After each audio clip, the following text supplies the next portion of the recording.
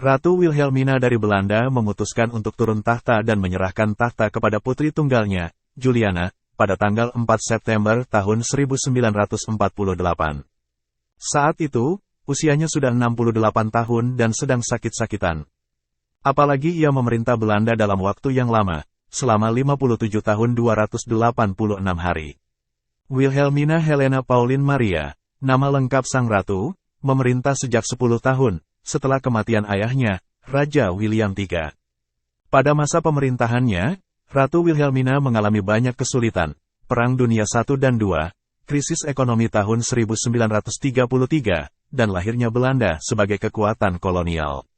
Seperti dilansir uk.news.yahoo.com, ia lelah dengan perang, khawatir dengan pemerintahannya, dan kehilangan Indonesia sebagai sebuah koloni. Indonesia pernah menjadi harta karun bagi Belanda.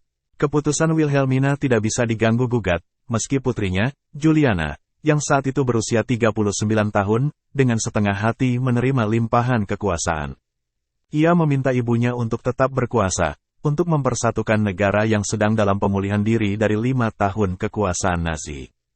Namun, itu adalah keinginan Ratu untuk turun tahta.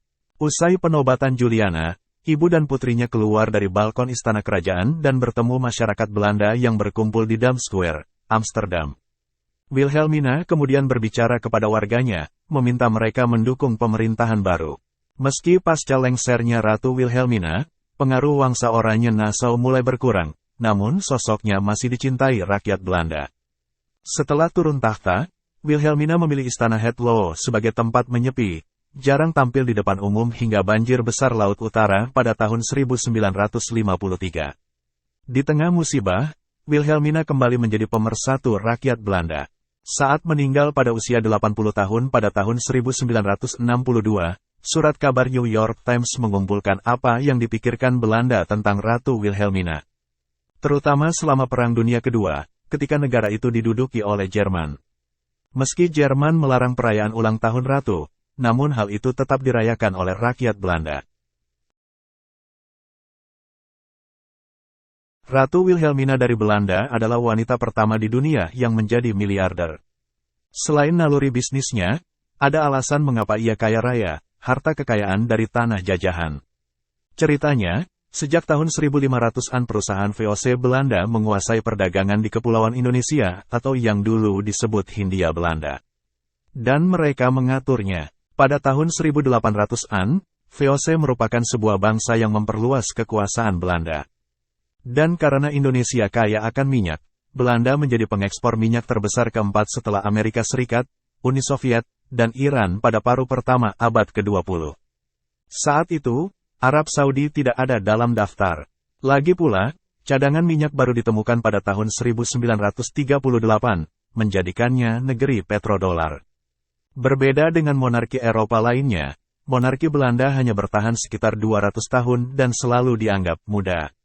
Setelah berakhirnya Republik Batavia pada tanggal 5 Juni tahun 1806, Kaisar Napoleon Bonaparte dari Perancis mendirikan Kerajaan Belanda atau Kerajaan Belanda dan mengangkat adiknya menjadi raja.